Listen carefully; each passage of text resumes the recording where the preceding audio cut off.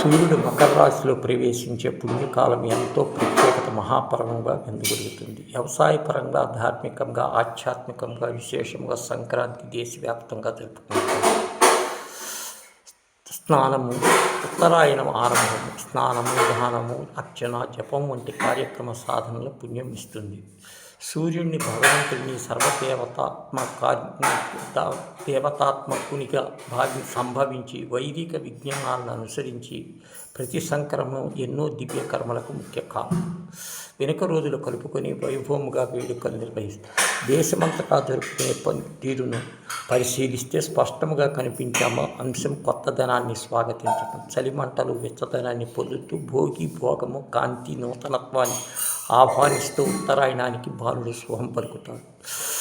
సూర్యుడిని ఆరాధించటం, పాలతో బియ్యాన్ని, బెల్లాన్ని కలిపి పరమాన్నము వండి నివేదించటం ప్రధానం. సర్వజీవుల ప్రాణదాత సస్యకారుడైన సూర్యుడిని ప్రీతిగా దేవతార్చనలు, పుణ్యస్థానాలు ఆచరించటం ముఖ్య విధులు. నువ్వులలో నీళ్లలో కలిపి స్నానం చేయటం, నువ్వులు బెల్లము కలిపిన లడ్డూలు నివేదించటం వలన త్రిల కాంతి అని వ్యవహరిస్తారు. దాన ధర్మాలు పంచుకోవటం, విందు వినోదాల అనుబంధాలు పెంచుకోవటం కనిపిస్తుంది. పితృతర్పణలను ఆచరిస్తారు. సంక్రాంతి ముగ్గులతో దేశానికే ప్రత్యేకం.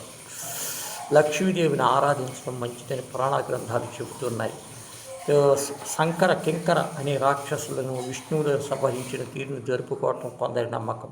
ప్రతి రాష్ట్రంలోనూ సంక్రాంతిని విధిగా చేయాల్సిన వంటకాలు ఉన్నాయి.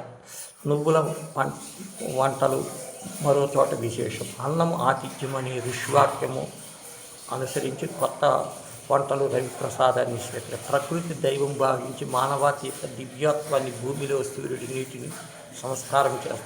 కాంతిని, జ్ఞానాన్ని, ఆనందాన్ని సంకేతిస్తూ వెచ్చదనం పెరిగే ప్రారంభం ఈ పండుగ పేర్కొంటుంది.